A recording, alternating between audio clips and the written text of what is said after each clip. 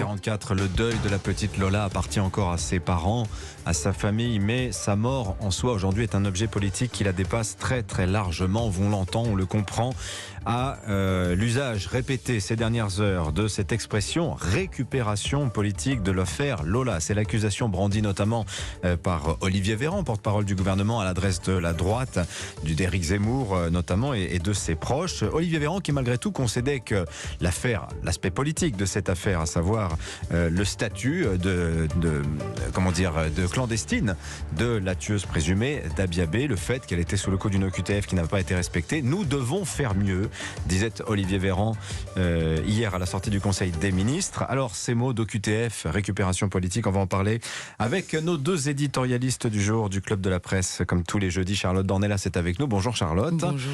Et David Revaud-Dallon du Journal du Dimanche. Bonjour David. Bonjour Dimitri. Récupération politique. Alors c'est vrai que c'est un grand classique. Je voudrais juste vous faire entendre la réponse que portait tout à l'heure Marine Le Pen à ceux qui l'accusent de récupération politique dans cette affaire. L'accusation de récupération, c'est une accusation qui est utilisée de manière systématique par le gouvernement pour étouffer les questions légitimes que doivent poser les oppositions à un gouvernement.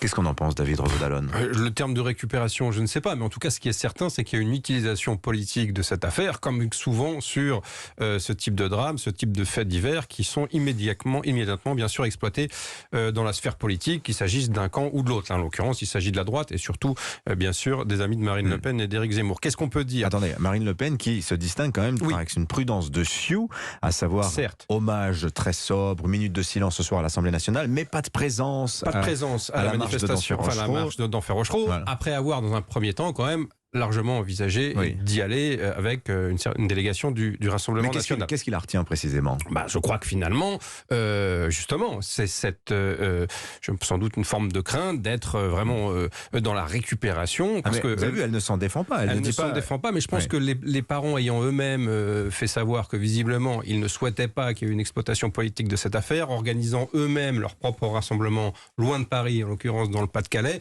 je pense qu'il y a eu quand même une forme de recul dans les dernières heures par rapport à un projet initial, qui était quand même, il faut le dire, d'y aller. Donc une forme de pudeur vis-à-vis de la famille. Je ne suis pas forcément tout le temps d'accord, et c'est un euphémisme avec Éric Dupond-Moretti, mais là je trouve que quand même sa formule était assez bonne.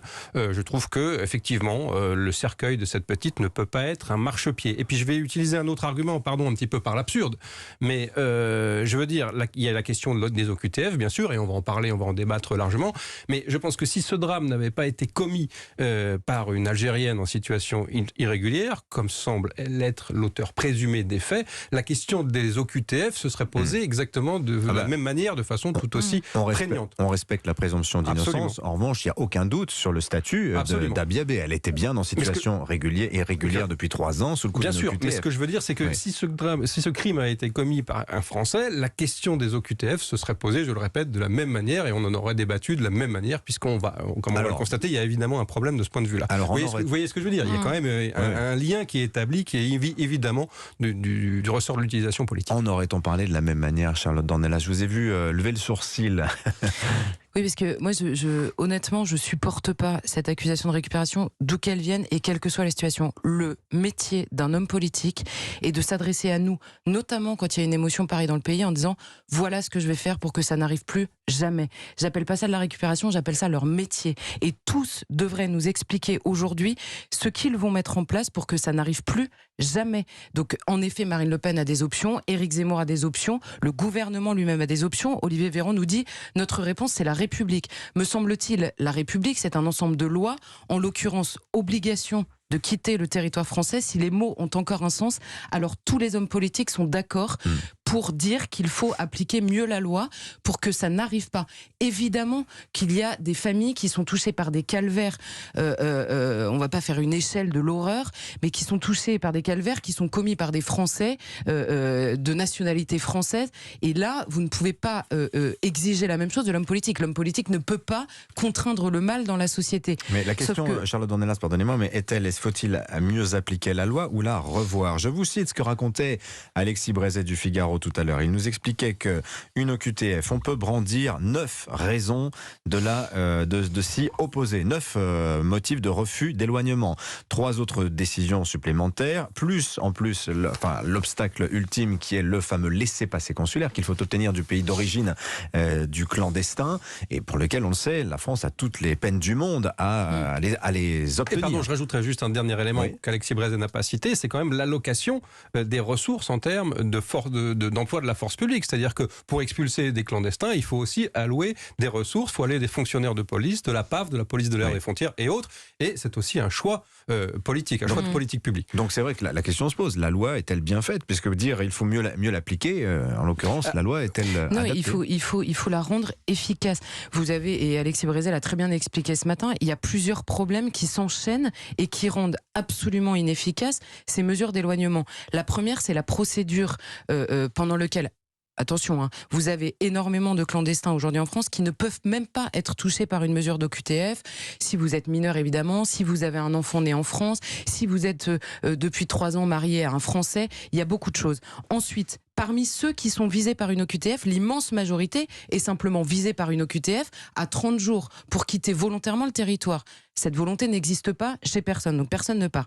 Ensuite, parmi une toute petite partie des clandestins présents en France, certains sont placés en centre de rétention administrative. Et même là, on n'y arrive pas. Pourquoi ?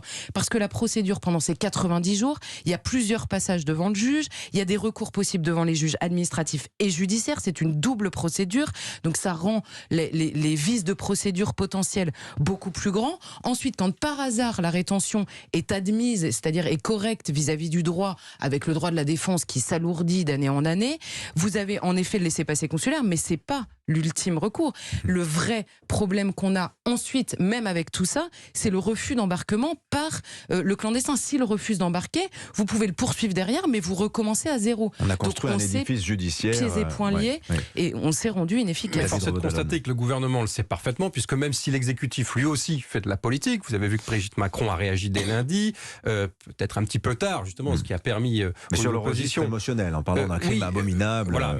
Emmanuel Macron a reçu la famille. Même Olivier Véran, que vous citiez, reconnaît, tout en accusant la droite et l'extrême droite de récupération politique, reconnaît qu'il y a un problème avec les OQTF. Vous citiez Mais il disait, Olivier Véran, nous devons faire mieux. Il se trouve que précisément un texte sur l'immigration. C'est ce que j'allais dire. Voilà. Le texte préparé par le ministre de l'Intérieur, Gérald Darmanin, tend à gommer un certain nombre de motifs de recours et à faire tomber ces recours qui eux-mêmes font tomber toutes les procédures d'expulsion. Donc le gouvernement sait très bien qu'il y a un problème. Et je rappelle que c'est pas le premier cas. Il y a eu le cas de ces 2 jeunes femmes qui ont été poignardées à Marseille au début du premier quinquennat d'Emmanuel Macron en 2018, si ma mémoire est bonne, par un clandestin, lui aussi en situation irrégulière, qui avait été libéré d'un centre de rétention administrative. Mais il y a de nombreux... qui n'avait pas été placé. Mais... Il n'y avait pas été placé. Enfin, en l'occurrence, le gouvernement est parfaitement conscient du problème. La question est peut-être qu'il aurait dû réagir plus vite, effectivement, il y a peut-être un regret. Et faire évoluer cette législation. Oui, il y a sans doute un regret. Et d'ailleurs, Véran l'avoue sans embâche. Et le regret serait que le texte sur l'immigration clandestine, il devait être initialement présenté à l'automne et qu'il a été décidé par le gouvernement, mais pour plusieurs raisons, la crise énergétique notamment,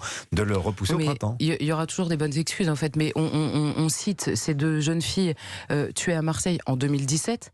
Je peux vous citer 10 histoires de vies de Français qui ont basculé ces 3 derniers mois à cause de personnes sous OQTF. C'est-à-dire que c'est extrêmement régulier. Par ailleurs, l'accusation de récupération de ce gouvernement, je pourrais citer 1000 exemples. Mais Olivier Véran est quand même porte-parole d'un gouvernement dont le président de la République, Emmanuel Macron, s'était fendu d'un communiqué en soutien à François Hollande, qui avait été au chevet de Théo avant même que l'enquête détermine une quelconque responsabilité, en disant la police on peut plus laisser faire ses agissements, il n'est plus possible que ça arrive aujourd'hui en France. Donc il y avait récupération politique. Pardon, en termes de récupération, franchement qu'ils se taisent, qu'ils arrêtent avec cette accusation de récupération, c'est absolument indigne. Soyons honnêtes, vous savez très bien que de quelque part, que ce soit de quelque côté de l'échiquier politique, il y a évidemment des utilisations, des exploitations, des faits divers dans un sens comme dans l'autre. Et donc ça n'est pas de la récupération, ils donnent... Si, c'est de la récupération récupération aujourd'hui, comme Oui, mais dans alors, le cas que vous citez c'est inévitable. à l'époque, quoi. C'est Oui, inévitable. c'est Simplement, inévitable. je note que dans ce pays, il y a une récupération qui est interdite. C'est dès lors qu'on aborde la question soit de l'immigration, soit de la sécurité, et qu'en effet, les options ou l'indignation vient de la droite. Là, ça devient insupportable. Là, vous avez des titres de presse. Ça n'arrive pas dans l'autre sens. C'est tout. Autre mot de l'actualité, 49.3,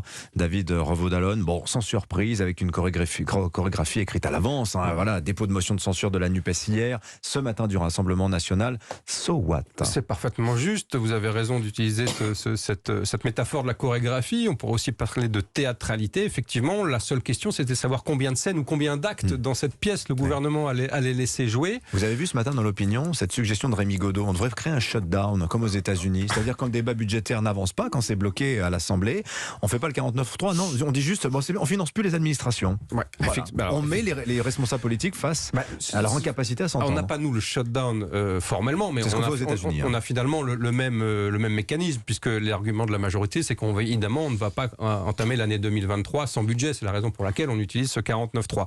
Donc la vraie question, c'était de savoir quand il allait être employé. Je rappelle que beaucoup de cadres de la majorité, et non des moindres, plaidaient pour qu'il soit dégainé dès jeudi dernier, ce qui l'aurait par souci d'efficacité, par souci d'efficacité, ce qui aurait permis d'éviter ces débats. Le Pen était très creusé ce matin, elle disait on a beaucoup... Oui, évidemment, les députés sont épuisés pour un résultat, pour pas grand-chose. C'est-à-dire que les quelques amendements de l'opposition et surtout de la majorité qui ont été retenus sont éminemment symboliques avant tout. Et le gouvernement s'est employé à gommer tous ceux qui, évidemment, alourdissaient un peu l'addition en termes de finances publiques. Donc oui, une forme de théâtralité, mais je rappelle que la pièce n'est pas finie, puisqu'on s'attend à ce que dans les prochaines semaines, là on a voté le 49, on a utilisé le 49.3 pour la partie recettes. Je rappelle qu'il y a aussi la partie dépenses et qu'il y a plusieurs lectures entre le Sénat, l'Assemblée nationale. Ça veut dire que entre le PLF et le PLFSS, le projet de loi de finances et le projet de loi de financement de la sécurité sociale, il devrait y avoir entre 8 et 13 utilisations du 49.3 d'ici le début de l'année 2023. Mais t'as vu qu'on en parlera dans le JDD dimanche. Merci David Revaud-Dallon. La une de Valeurs Actuelles, Charles Dornelas aussi, c'est Lola, le massacre des innocents, en rebond à ce que vous disiez à l'instant. Merci à tous les deux. Bonne journée, bonne semaine, à la semaine prochaine. 8h50.